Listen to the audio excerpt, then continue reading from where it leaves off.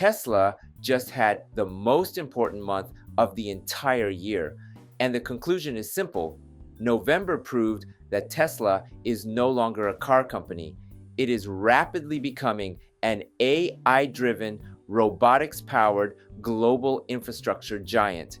If you are a long-term Tesla investor, this month gives you something extremely valuable: clarity. Clarity on where FSD is heading, how Robotaxi deployment is evolving, why Europe suddenly shifted, and how Cybercab fits into the bigger picture. By the end of this video, you'll understand why November may be remembered as the moment Tesla's next decade truly began. Let's start with the key facts, because November wasn't about one big headline. It was a wave of developments moving in the same direction. In the US, FSD version 14 showed a dramatic jump in performance, and Tesla restricted its free trial to HW4 vehicles for the first time. In Europe, Tesla launched supervised ride-along programs in Italy, France, and Germany, and Sweden approved official public road testing. In the US, again, Arizona granted Tesla a statewide Robotaxi license, something extremely rare at this stage. Superchargers passed 75,000 globally, with a new model where outside companies begin installing branded superchargers on their own. And finally, Cybercab gained powerful support from real-world Waymo data. Now, let's go deeper. And this is where the month gets interesting. FSD version 14 didn't just improve, it crossed into what I call the practical use phase. The disengagement distance jumped from around 460 miles to over 5,300 miles. That's more than a tenfold improvement. This is the difference between impressive demo technology and consistent everyday performance. One of the most important points here is that the biggest reductions came in city driving, where the real-world challenges are the toughest. Emergency vehicles, unpredictable pedestrians, sudden detours, narrow intersections. These upgrades show that Tesla's neural networks are reaching a level of prediction and awareness that looks more like human-level competence than software. And the decision to limit the 30-day FSD trial to HW4 vehicles is another major signal. Tesla wants people to experience FSD at its strongest. This is confidence, not marketing. When a company stops pushing a product broadly and instead pushes it only on the newest hardware, it means they want the world to see the best version first. So that's North America. But Europe may have given us the most surprising movement in November. Traditionally, Europe is the hardest region in the world for autonomous driving. Regulations are strict. The car industry is deeply tied to politics and labor.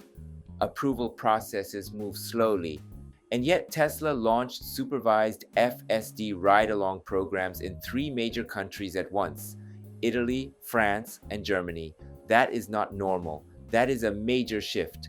Here's why this matters. European regulators are culturally built around experience first, discussion after. Tesla's move fits perfectly. They aren't trying to sell FSD. They're letting people ride with it, understand it, talk about it. This is how large-scale acceptance begins in Europe, and Sweden approving public road testing even while Tesla is in conflict with labor unions shows that FSD has moved beyond company politics. It is now a societal topic. Now, let's widen the view. What does all of this mean strategically? When you step back, November reveals a clear 3-region strategy. The United States is becoming Tesla's AI deployment base. Full autonomy, robotaxi operations, and regulatory momentum are all accelerating. Europe is becoming Tesla's quality market. Giga Berlin is scaling to 2 shifts. Model Y Juniper is gaining high recognition.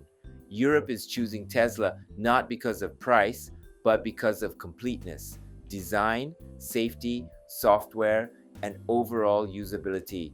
And India is the long game. Sales are small, but Tesla opened one of the largest Tesla centers in northern India.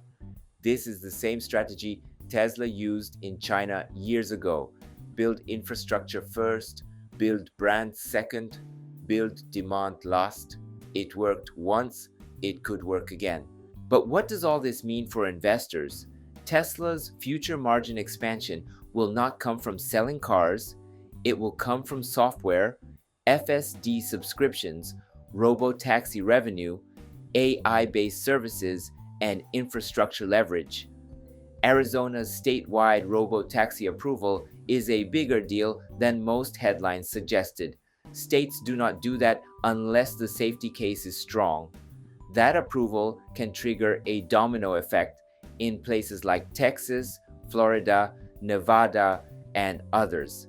And that brings us to the unexpected insight of this month. Tesla's Cybercab design is perfectly aligned with real user behavior because Waymo's November data revealed that 90% of Robotaxi rides involved one or two passengers. Large multi-seat Robotaxis are a myth. They are not what the market wants. Tesla's two-seat, low-cost Cybercab is not just a design choice. It's a strategic match with the highest utilization use case in autonomy. Lower manufacturing cost, lower operating cost, higher uptime, higher revenue per mile. This is Tesla building for the real world, not the idealistic world the media talks about. So where does this all lead? Here is my view. FSD version 14 will become the reference point for global regulatory frameworks. Europe will move from supervised rides to structured testing in 2025 and toward phased adoption in 2026 and 2027. Robotaxi networks will begin with state clusters in the US before expanding nationally. Superchargers will evolve into a global charging consortium with outside partners scaling faster than Tesla alone ever could. And Cybercab will likely become Tesla's highest volume mobility product by the end of the decade. As long-term investors, we need to see November for what it truly was.